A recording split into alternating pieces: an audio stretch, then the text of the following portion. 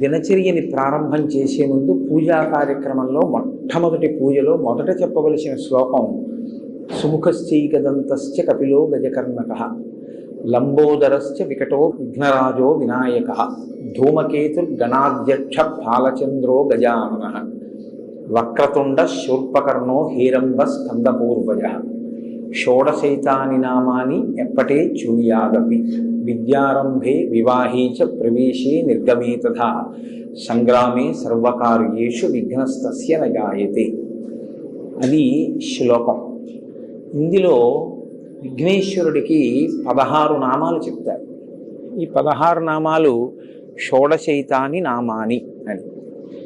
ఇంట్లో ఈ 16 నామాలు చెప్పేవాడు తప్పకుండా ఉండాలి అని.